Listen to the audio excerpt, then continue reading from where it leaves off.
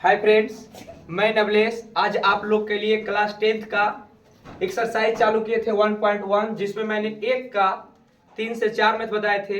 लेकिन आज बताने वाले हूं प्रश्न संख्या 2 से 4, क्लास 10th का एक्सरसाइज 1.1 प्रश्न संख्या 2 से 4, जिसमें से आप लोग को बेहतर लगे तो अपने वीडियो को अपने दोस्तों के साथ शेयर करें और कमेंट सब्सक्राइब सारा चीज करें।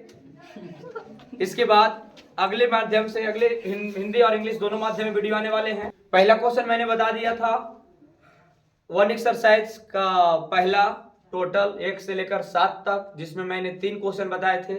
उसके बाद आप लोग को बोला गया था कि टोटल टाइप का क्वेश्चन इसी प्रकार बनाना है। आज मैं 1.1 एक्सरसाइज का 10th का दूसरा नंबर का क्वेश्चन कहा गया है कि दर्शाएं कि प्रत्येक धनात्मक समपूर्णांक 2q के रूप का है एवं प्रत्येक धनात्मक विषम पूर्णांक जो 2q + 1 के रूप में है, जहां q एक क्या है, पूर्णांक है। पूर्णांक के मतलब होता है सम संख्या, विषम संख्या, धनात्मक, ऋणात्मक पूर्णांक के अंतर्गत आ जाता है। प्लस वाला, माइनस वाला सारा चीज इसमें चलेगा, पूर्णांक में। चलते हैं, कहा गया है कि सबसे पहले धनात्मक सम पूर्णांक, तो यहां लिखना है कि धनात्मक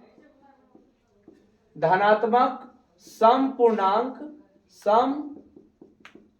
पूर्णांक 2q के लिए, 2q के लिए q का मान रखेंगे 1 2 3 डॉट डॉट जितना आप रखना चाहते हैं, लेकिन मैं यहाँ केस 1, केस 2, केस 3 के माध्यम से दर्शाएंगे। चलते हैं, केस 1 माध्यम मानते हैं। तो केस 1 में q का मान सबसे पहले कितना मानेंगे, 1, क्योंकि यहां लिख दिए हैं q का मान 1 2 3 4 5 डॉट डॉट डॉट। यहां दर्शाया गया 2q, तो 2q दर्शाए हैं, तो 2 गुना 1, q का मान कितना है, 1, तो 2 गुना 1 कितना आ जाएगा, 2। 2 कौन संख्या है, सम संख्या। कौन संख्या, तो सम संख्या मानेंगे। उसके बाद केस नंबर 2 मानेंगे। किसी भी संख्या को सत्यापित करने के लिए केस 1, केस 2, केस 3 लिया जाता है, जिसमें 1 2 3 मान लेते हैं। तो केस 2 जो मानते हैं, तो q का मान कितना रखेंगे, 2 रखेंगे। उसी विधि से बनाएंगे 2q, तो 2 29 नहीं है, q मानेंगे 2q, तो 2 गुने 2, 2 दूनी 4, 4 भी कौन संख्या है, कहेगा सर सम संख्या किसे कहते हैं, ऐसा संख्या जो 2 से पूर्णतः विभाजित होती है उसे सम संख्या कहा जाता है। सम संख्या जो होती है 2 से विभाजित होने वाली संख्या जो होती है वो सम संख्या कहलाता है। चलते हैं केस नंबर 3 में। केस नंबर 3 क्या कहता है, q का मान 3 रखेंगे, तो q का मान इस पर क्या रखेंगे, 3 डालो। अब चलते हैं 2q बराबर, तो 2 गुना 3, 3 दूनी 6 होगा, जो 6 भी कौन संख्या है, सम संख्या लिखेंगे। अब लिखना है अतः अंत में, अतः 2q एक धनात्मक विषम सम संख्या है, धनात्मक सम संख्या है। फिर दोबारा दर्शाना है, क्या दर्शाना है कि 2q + 1 धनात्मक विषम संख्या होना चाहिए। तो उसके लिए फिर लिखेंगे पुनः धनात्मक विषम संख्या, विषम पूर्णांक, संख्या कहो या पूर्णांक कहो, लेकिन पूर्णांक इसलिए लिया जाता है क्योंकि धनात्मक ऋणात्मक दोनों उस संख्या में शामिल किया जाता है। धनात्मक विषम पूर्णांक, लेकिन धनात्मक कह दिया है, पूर्णांक धनात्मक अर्थात प्लस वाला। यदि सिर्फ पूर्णांक कहता तो आप माइनस भी ले सकता था, प्लस भी ले सकते थे, लेकिन यहाँ कह दिया है कि धनात्मक विषम पूर्णांक होना चाहिए, अर्थात प्लस वाला संख्या होना चाहिए। तो धनात्मक विषम पूर्णांक लिखेंगे 2q + 1, जहां q का मान मानेंगे 1 2 3 डॉट डॉट डॉट। इसके सवाल आप कुछ भी मान सकते थे लेकिन संख्या के स्थान पे, लेकिन 1 2 3 इसलिए मानते हैं ताकि कैलकुलेशन आसान हो। जिसमें से सबसे पहले फिर चलेंगे केस 1। केस 1 रखेंगे, q का मान कितना, तो 1 रखेंगे। इसका व्यापक रूप है 2q + 1, तो 2 गुने 1 + 1 हो जाएगा, 2 कम 2 और 2 1 3, 3 कौन संख्या, विषम संख्या, तो विषम संख्या लिख देंगे। फिर यहां लिखेंगे केस 2, जिस विधि से पहला विधि हल किए उसी प्रकार यहाँ भी सत्यापित करना है। Q का मान इस बार रखेंगे 2, तो 2Q प्लस 1 अर्थात 2 गुने 2 प्लस 1, 2 दूनी 4 प्लस 1 हो गया 5। 5 कौन संख्या है? विषम संख्या है। कौन संख्या है? विषम संख्या होगा। अगला केस नंबर 3 चलेंगे, तो केस नंबर 3 जो होगा वो Q का मान कितना डालेंगे? 3 डालेंगे। क्योंकि 3 क्यों कहेगा सर हम 1 2 3 क्यों लेंगे? 1 2 3 इसलिए पहले मैंने बताया कि 1 2 3 इसलिए लिया जाता है ताकि कैलकुलेशन क्या हो, आसान हो। बोला गया है 2Q प्लस 1 अर्थात 2 गुने 3 प्लस 1, 2 दूनी 3 दूनी 6 और प्लस से कितना हो जाएगा 7। 7 कौन संख्या? विषम संख्या। अर्थात कहा जा सकता है कि जब 2Q प्लस 1 में गिनती की संख्या को 1 2 3 4 5 6 7 कुछ भी लीजिएगा तो वह आएगा कौन संख्या?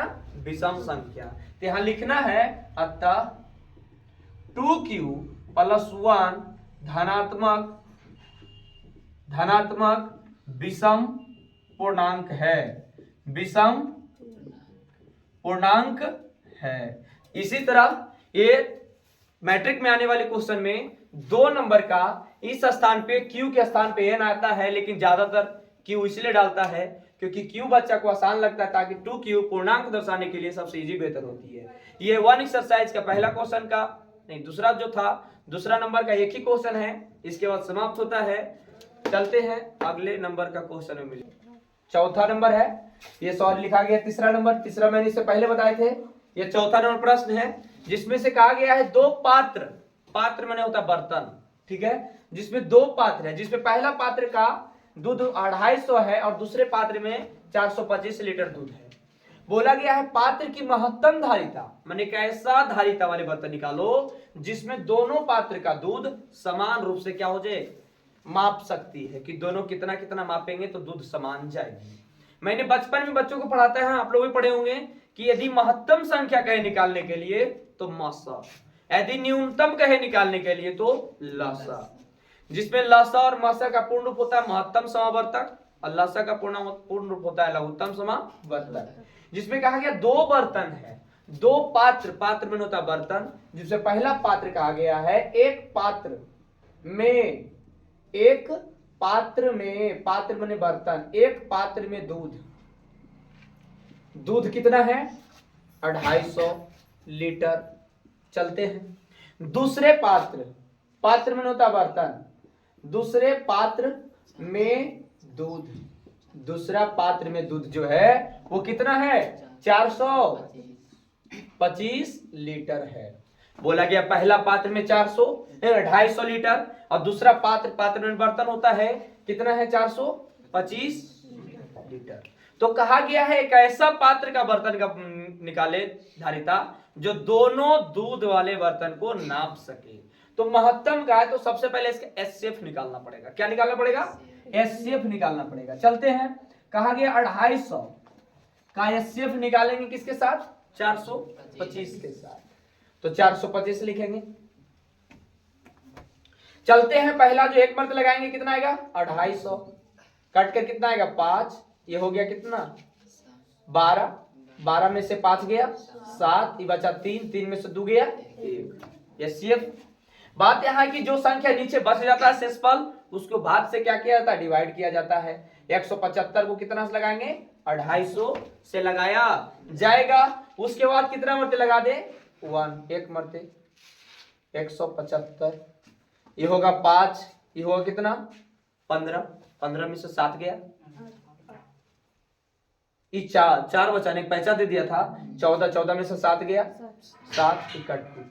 और ये फिर बचा 75, 75 को डिवाइड देना 175 के साथ, जिसमें से 2 मरते 75 दूनी 150 होता है, 75 दूनी 150 होता है।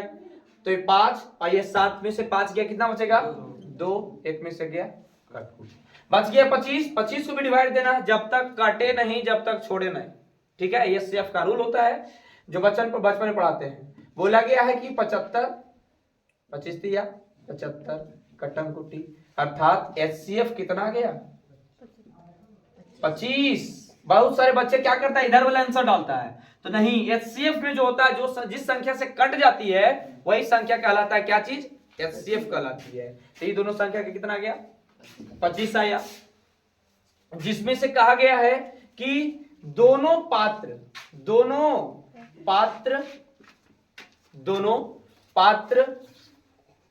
में उपस्थित दूध को मापने वाले